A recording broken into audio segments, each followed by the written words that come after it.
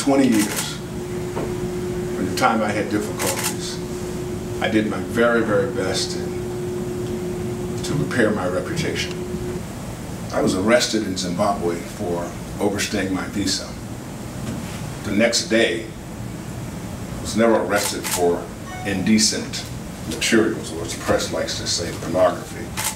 I was charged with that statute the day after. As many of you know, 2 days after, they dropped the charges completely, because they were saying they were going to say that I had naked women and men and several pictures of people having sex and videos on my iPhone 4S.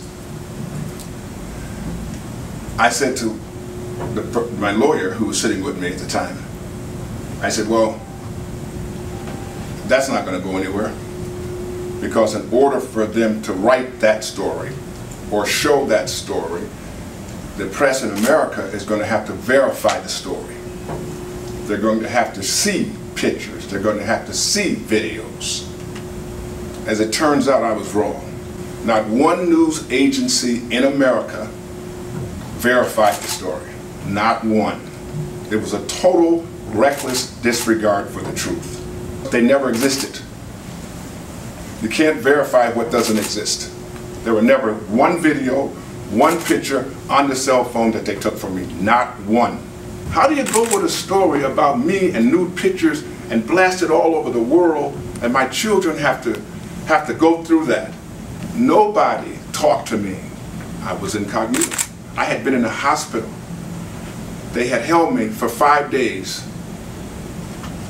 I didn't eat for 5 days. They pushed me into the latrine at one point. I cut my foot wide open. They wouldn't allow me to go to the hospital. For 5 days I had an open gash on my foot. They were going to charge me with espionage, which is a life sentence.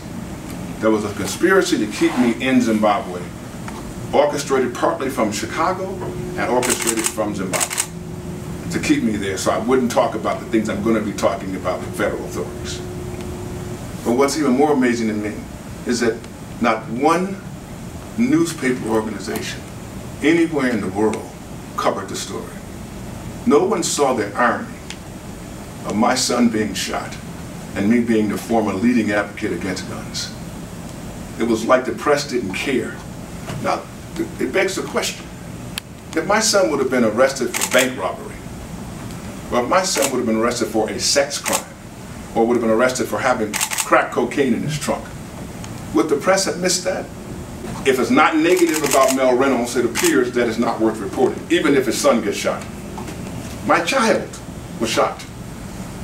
I'm announcing today that I'm bringing several defamation of character and slander lawsuits against several reporters in the city of Chicago and other places, as well as several news organizations, for their reckless disregard for the truth.